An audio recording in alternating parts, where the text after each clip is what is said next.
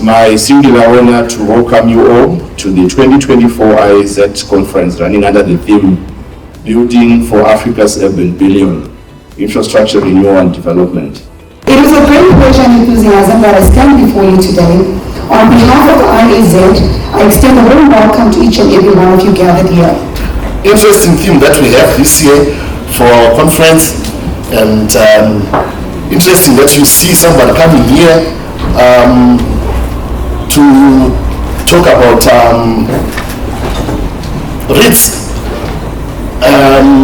We belong to the built environment, that's a fact. And now when we start talking about the capital markets, where is the relationship? And what does it mean for architects? And what role do we have to play in that field? Without architects designing, we do not have the real estate to manage. That is a fact. And at the same time, without the capital markets, there is no money for the construction to take place in the first place. I want to remind you that the water that we have on earth today is the same water that we had on earth yesterday. It's the same water that we had when Jesus walked. The exact same amount of water. Now, where water stewardship comes into play is understanding this water cycle and preparing for it. So you need to understand that there's going to be a drought. It doesn't mean that as the earth we've lost water. It means that water sits somewhere where it's expensive for you to take and treat, or where it's inaccessible. In building smart cities, we need to be cognizant of this.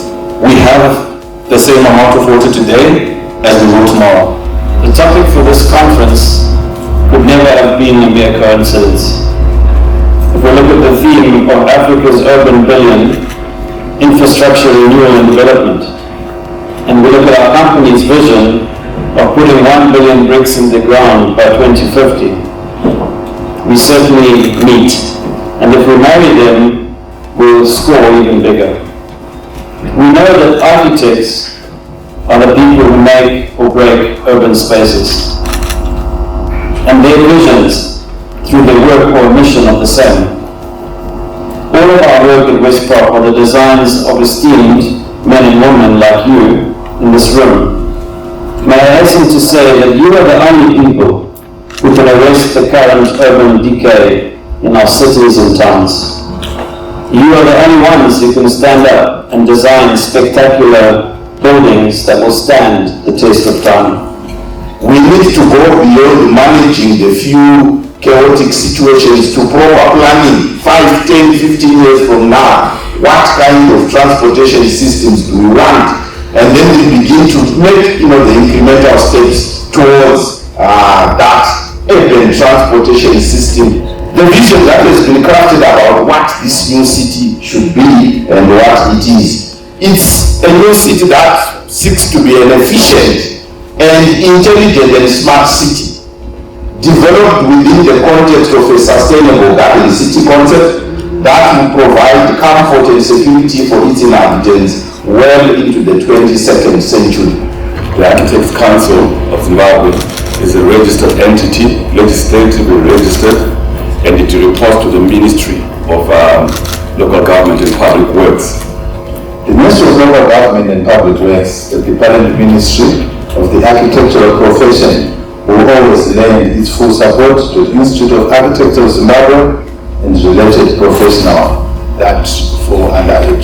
The ministry in turn calls upon all architects in the country to contribute to the realization of Vision 2030 by envisioning and creating designs that align with the goals and aspirations of the country. Thank you for having me. I'm so honored to be here and speaking to you, colleagues. So, Africa is growing, and in terms of urbanization, it's growing quite quicker than other places.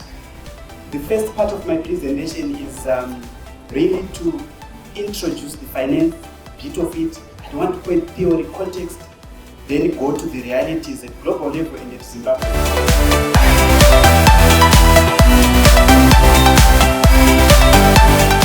Before I believe in our practice is that design is never neutral. It's either heart or heel. Like spaces